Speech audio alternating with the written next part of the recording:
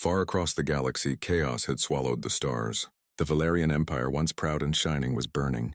Planet after planet had fallen. Cities turned to dust, and the royal fleet was in ruins. Only one ship still ran, the royal star cruiser Seraphis, carrying the last heir of Valeria, Princess Lyra. The enemy fleet surrounded her from all sides. Alarms screamed, red lights flashed, and the control room shook with explosions. Through the smoke and panic, Lyra stood tall, her silver skin glowing faintly under the emergency lights. Her long white hair clung to her face, and her heart raced faster than the failing engines. "Your Highness, we can't hold them," shouted Captain Roran. "You must go now." Lyra looked at the chaos around her. The bridge crew, her loyal protectors, were giving their lives for her. The sky outside was filled with burning ships and drifting debris. "The Valerian Empire was no more. I won't leave you," she cried. "You must." Roran pushed her toward the escape pod. "If they capture you, it's over. If you live, maybe Valeria lives too." Before she could argue, another blast shook the ship, sending metal flying. Roran slammed the pod door shut and hit the release.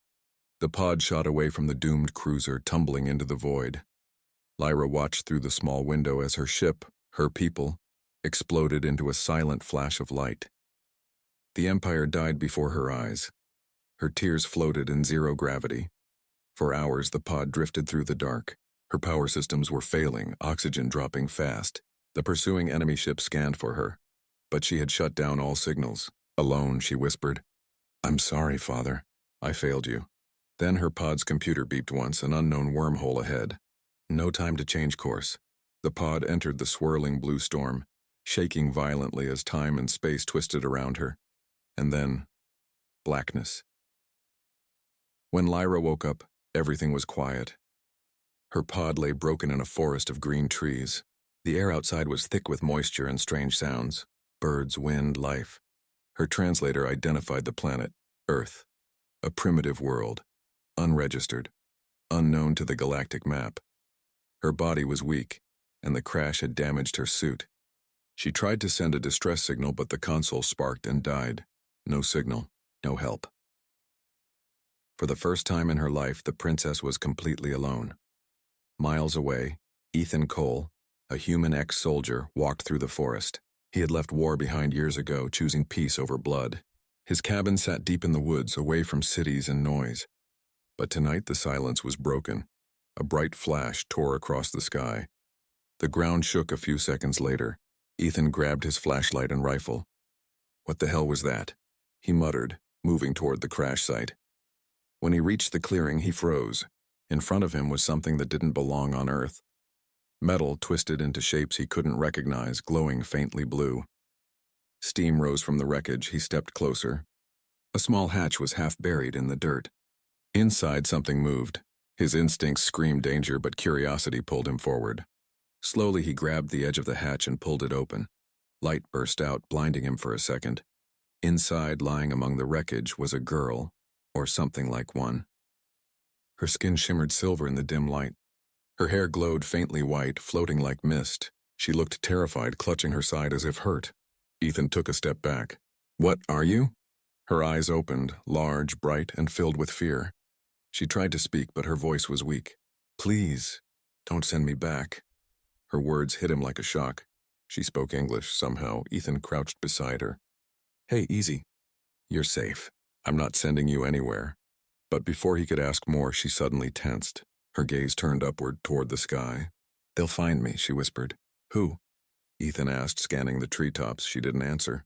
Instead, she reached for a small device on her wrist and smashed it against the floor. Sparks flew out. "They can't track me now," she said. Ethan had no idea what was happening, but his instincts, the ones that once kept him alive in war, told him this was serious. "Come on," he said, offering his hand. "You need to get out of sight. My cabin's not far." Lyra hesitated, then took his hand. The moment their hands touched, something strange passed between them, a warmth neither could explain. For her, it was trust. For him, it was something he hadn't felt in years. Purpose.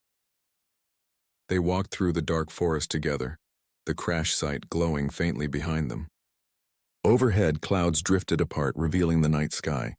Thousands of stars shimmered, silent witnesses to the fall of an empire, and the beginning of something no one had expected.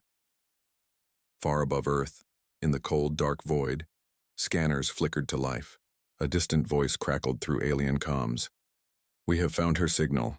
The princess lives." And with that, the hunters set their course for Earth.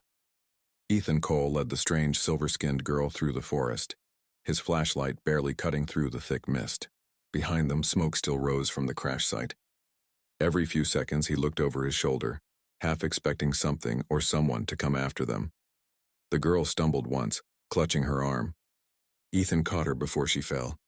"You're hurt," he said.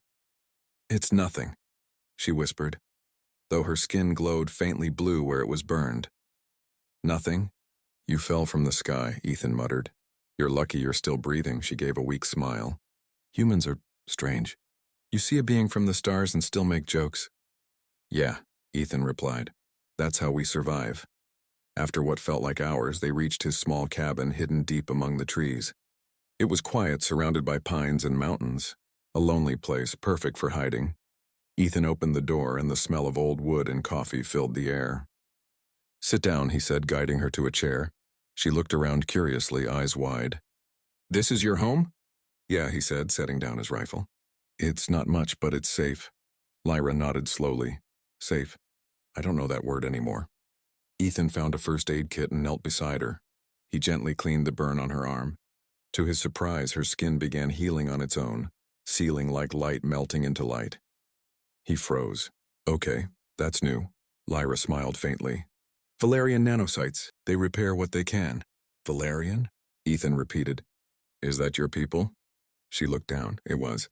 "They're gone now. My world, my family, destroyed." Her voice trembled slightly, and for a long moment the cabin was silent except for the wind outside. Ethan didn't ask more. He knew loss. He'd seen enough of it in war to recognize the look in her eyes. He stood and handed her a blanket. "Rest. We'll figure things out in the morning."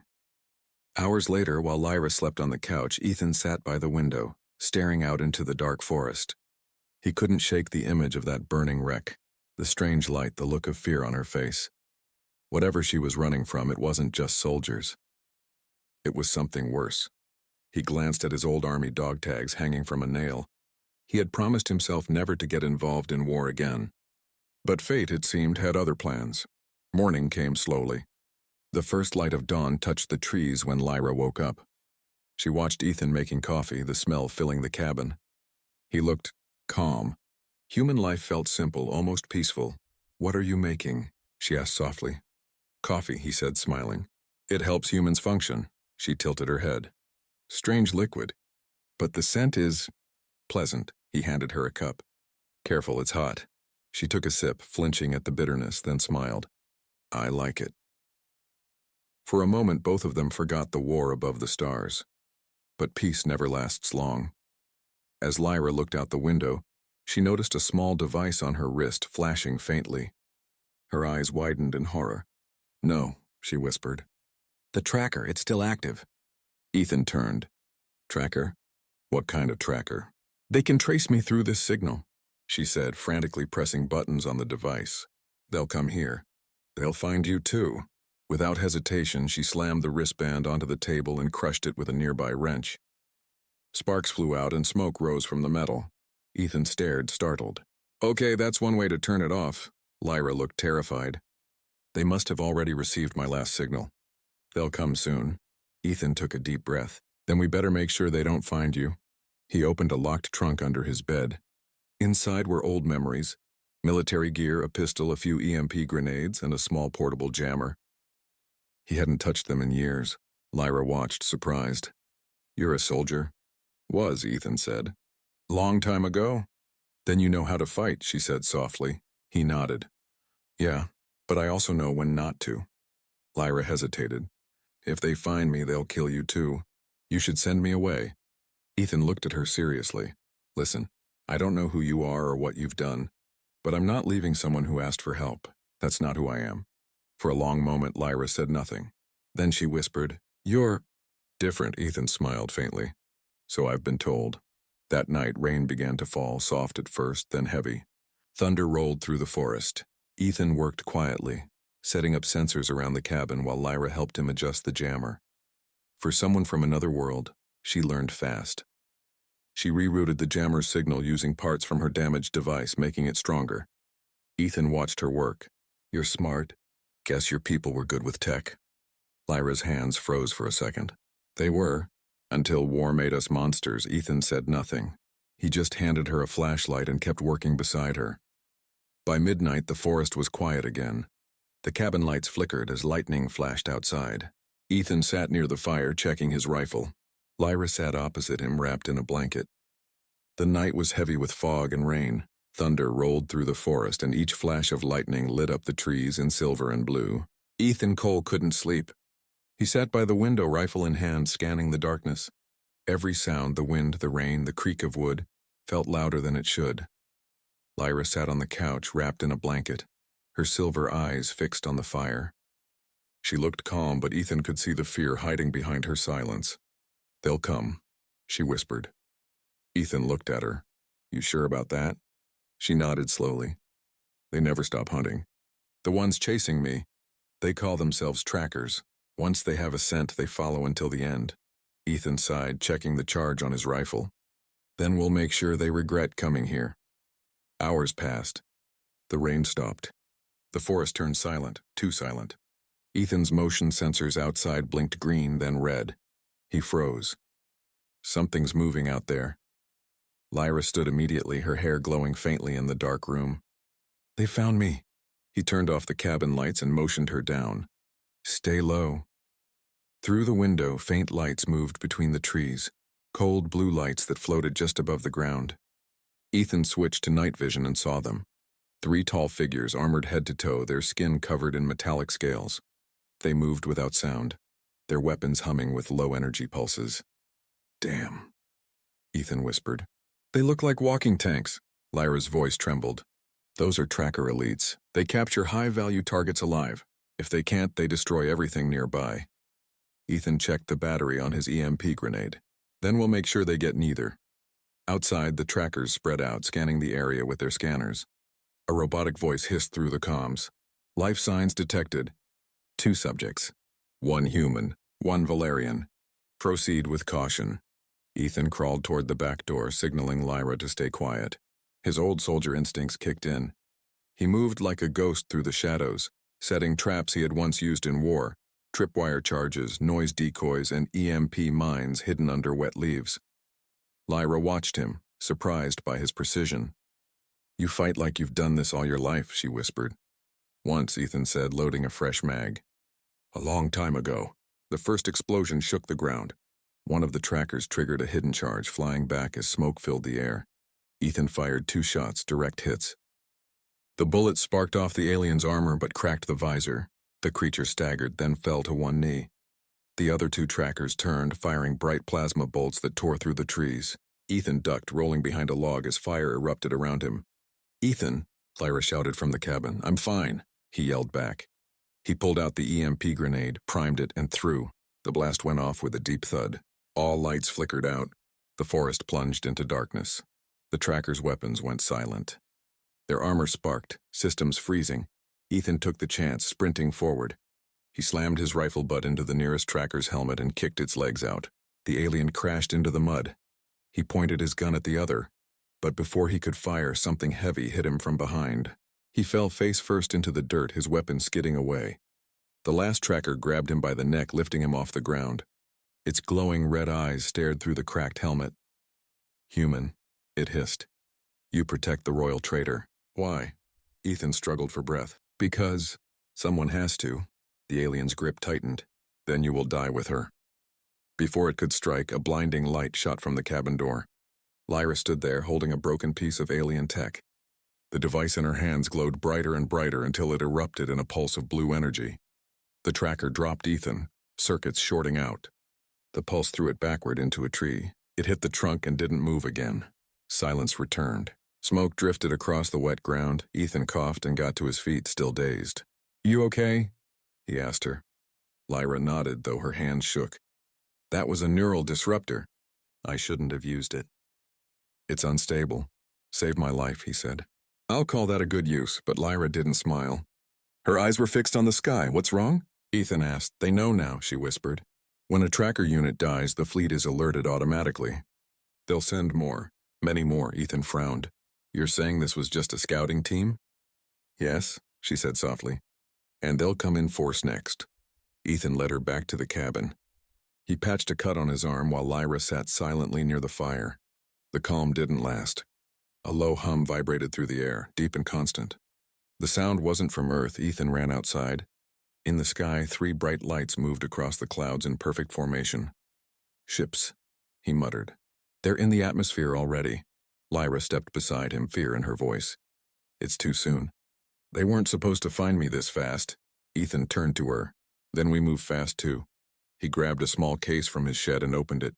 Inside were old encrypted radios, EMP cells, and a dusty badge. Terran Defense Force. Lyra stared at it. You were part of Earth's military? Used to be, Ethan said. Now, looks like I'm signing back up.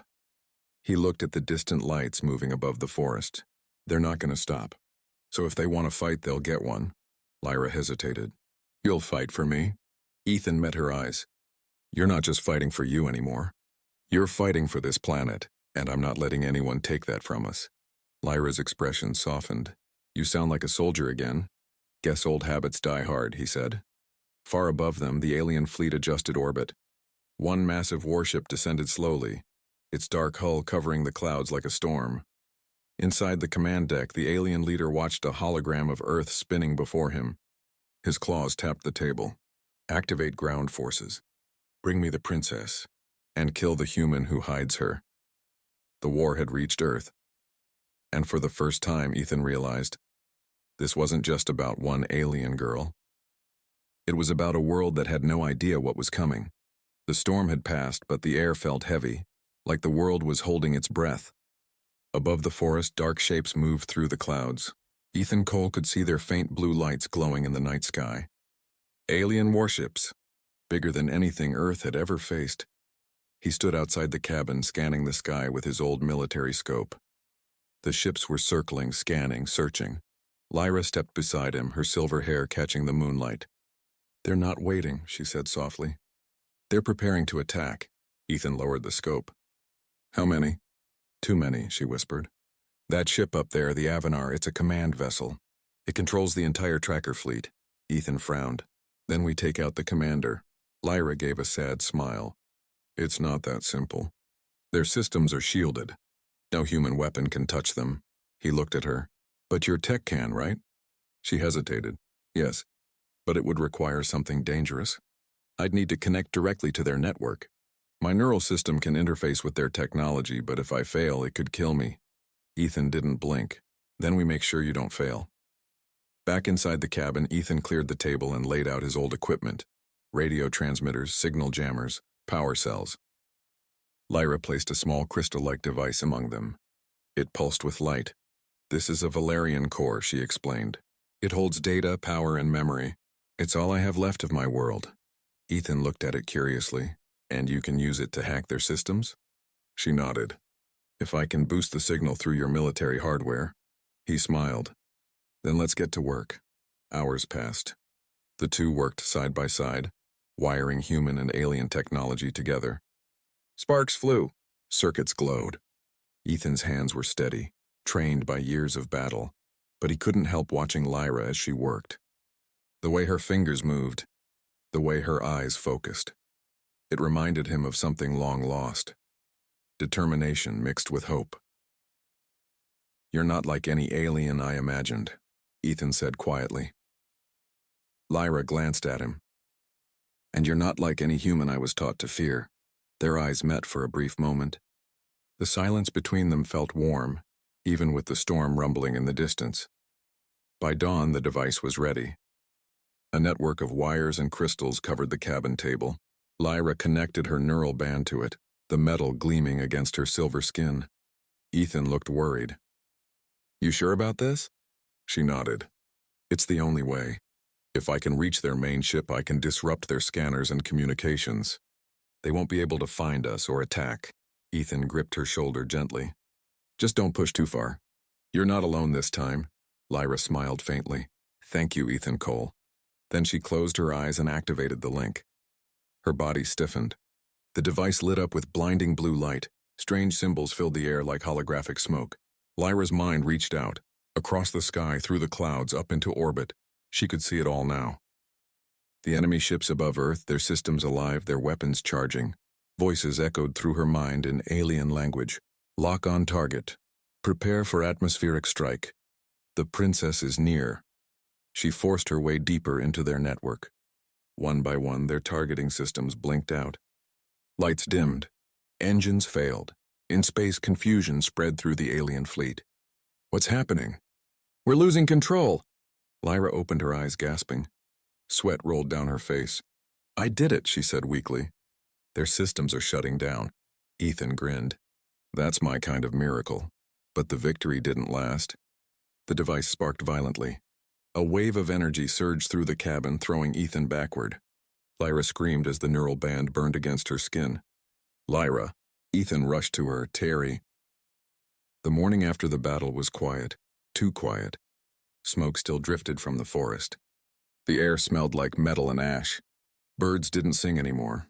Ethan sat on the cabin's porch, rifle across his lap, watching the horizon. His muscles ached and his mind spun with one thought.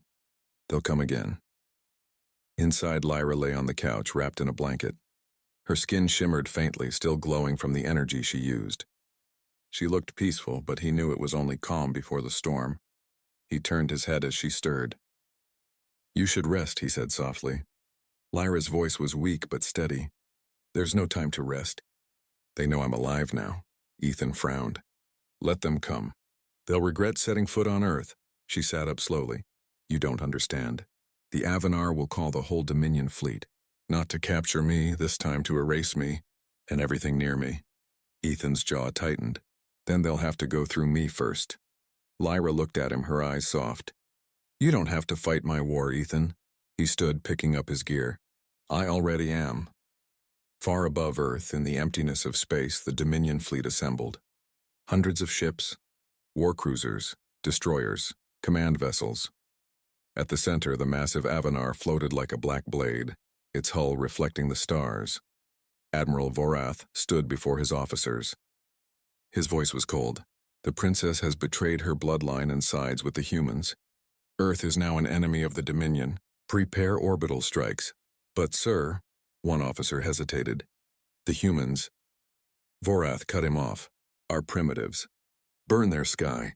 Reduce their world to silence. Back on Earth, Ethan and Lyra drove through the mountain roads in an old military truck. They were heading to a hidden bunker Ethan once used during his service days, a forgotten outpost buried under the hills. Lyra looked at the passing trees. Why are you helping me? She asked quietly. Ethan glanced at her. Because you didn't deserve what they did to you. No one does, she smiled faintly. Humans are strange. You fight for those who aren't your own. Ethan chuckled. That's what makes us dangerous. Hours later, they reached the bunker. Rusted steel doors creaked open as Ethan entered the security code. Inside was dust, old weapons, and silence. This place hasn't seen daylight in years, Ethan said. Lyra touched one of the walls and a faint blue light spread through it. Your old machines are still alive, she said. I can make them better. Within minutes, she had reactivated the bunker's systems. Lights flickered to life, computers hummed, and ancient defense screens glowed green. Ethan stared in disbelief. You just brought a ghost back to life. Lyra smiled softly. A fair trade for what you did for me. But their peace didn't last. A warning alarm blared, multiple objects entering Earth's orbit. Ethan ran to the radar screen. The readings made his blood run cold. Hundreds of ships, he muttered. They're blocking out the sky. Lyra stood beside him, her face pale. They're starting the purge. Within hours, every major world government detected the incoming alien fleet. Panic spread across cities. Satellites failed. Power grids crashed. At NORAD command, generals shouted over each other as radar screens lit up red. Unidentified crafts inbound. Massive energy signatures. Evacuate population centers. Then one transmission came through, coded urgent from an unknown location. Ethan Cole's voice. This isn't an invasion for your planet, it's for one person. An alien fugitive they want dead, but she's not your enemy. She saved us from their ground attack. If we want to survive, we fight together. For a moment, the command center fell silent. Then the U.S. general turned to his officers. "Get me the president. Tell her we're going to war." Hours later, Earth's skies burned with engines. Human fighters, drones, and orbital defense platforms activated. Across nations, every satellite armed its defenses. For the first time in history, humanity faced a galactic enemy. In the bunker, Lyra stood by Ethan, watching the holographic map. "They're deploying orbital cannons," she said grimly. "If they fire, whole continents could vanish." Ethan clenched his fists. "Then we don't let them fire." He picked up his old headset and called the command center. "This is Cole, ex-Special Forces. I have an alien ally who can disable their weapon systems remotely. We just need a link." The reply came back. "Understood. You've got one chance, soldier. Do it fast." Lyra placed her Valerian core onto the table. "If I connect through your satellites, I can blind their fleet. But it will take everything I have." Ethan looked at her in silence. "If you do this, you might not make it back." She smiled faintly. "I died once already. This time I choose how it ends." Ethan reached for her hand. "Then I'll be right here when it does." The countdown began. Above Earth, the Dominion fleet charged its cannons. Massive energy storms formed across the sky. Lightning danced in the upper atmosphere. Inside the bunker, Lyra activated the core. The room filled with a deep humming sound as alien symbols spun in the air. Her voice trembled. "Connecting to orbit, now." Her body stiffened as energy surged through her veins. She could see everything, the Dominion ships, their systems, their commands. "Ethan," she gasped, "guide me." He shouted coordinates as human fighters launched into the sky, weaving between alien warships. Explosions tore through the clouds. The world was on fire. Lyra screamed, forcing herself deeper into the Dominion network. Her mind locked onto the Avanar. She saw Admiral Vorath's face, cold, cruel. "You should have died with your world, princess," he hissed. Lyra's eyes burned bright. "Not yet." With one last surge of energy, she unleashed the core. A wave of light spread across the sky. White, blinding, unstoppable. Every Dominion ship froze. Engines died. Weapons went dark. Silence filled space. Ethan watched the radar. "It's working." "They're falling back." But Lyra collapsed. The core cracked, its light fading. "Lyra." Ethan caught her, shaking her gently. "Stay with me." She opened her eyes weakly. "It's done. The fleet is disabled. You're safe, Ethan." He held her close as the bunker trembled from the last echoes of battle. "You saved the world." She smiled faintly. "No. We did." Her hand went limp. Ethan froze, staring at her peaceful face. "Lyra," he whispered. Outside, in the sky above, the Dominion fleet retreated. Defeated for now. Humanity had won its first galactic war. But for Ethan, victory felt hollow. He carried her outside as dawn broke, the light touching her still form.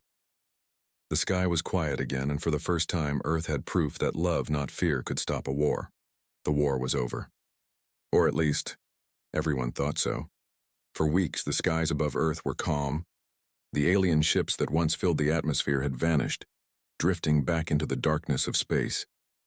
Nations rebuilt, cities healed, and people finally walked outside without fear of fire falling from the heavens.